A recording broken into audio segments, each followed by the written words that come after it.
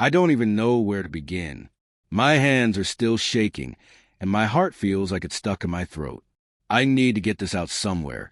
So here I am spilling everything to strangers on the internet, because I feel like I'm losing my mind. Last night, I was invited to what I thought was a surprise party for a friend's promotion.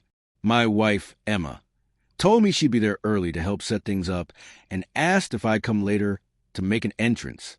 It struck me as a little odd, but she's always loved planning dramatic surprises, so I didn't question it. When I arrived, the house was buzzing, people talking, music playing, drinks flowing. Everyone seemed to be having a great time, but something felt off. Emma wasn't at the bar or mingling like she usually would. Instead, a friend of hers, someone I barely knew, approached me with a sympathetic look and quietly said, "You might want to check the guest room upstairs." Confused and uneasy, I made my way through the crowd and up the stairs. The closer I got, the louder my heartbeat thudded in my ears. When I opened the door, I saw Emma with another man. They jumped apart like they'd been caught in a fire, faces pale. I froze. My mind went blank. The air knocked out of me. I didn't yell. I didn't scream. I just turned and walked out of the room, out of the house, and into the cold night air.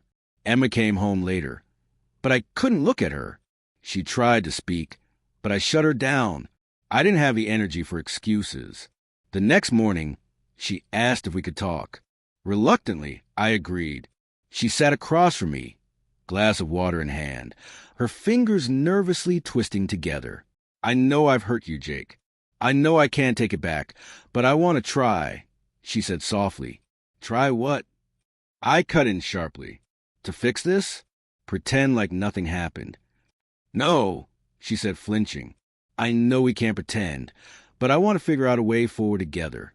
"There's no together, Emma. Not anymore." Tears welled up in her eyes. "I made a terrible mistake, but I still love you. I never stopped loving you." Her words hit me hard, but I couldn't believe her. "You call this love?" "Lying. Sneaking around. Humiliating me in front of your friends? If that's love, I don't want any part of it." She broke down crying. For a moment, I felt a flicker of pity, but it wasn't enough. It never would be. Days passed with me wrestling between the love I once felt and the betrayal I couldn't forgive.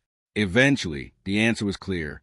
One morning, I sat her down at the kitchen table, the same table where we'd shared countless meals.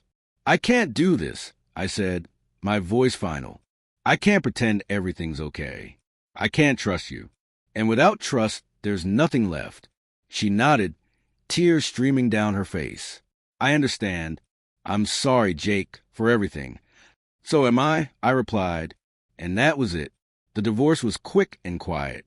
No screaming matches, no fights over who got what. She moved out, and I stayed in the house, though it didn't feel like home anymore. In the months that followed, I tried to rebuild my life one day at a time. Some days were better than others. Some days I even laughed again. But the nights were still hard. Memories lurking in the shadows, reminding me of what I'd lost. I don't know if I'll ever fully move on, but I'm trying. Maybe that's enough for now. As for Emma, I have no idea where she is or what she's doing. I don't care. She made her choice and I made mine. Life goes on. So will I.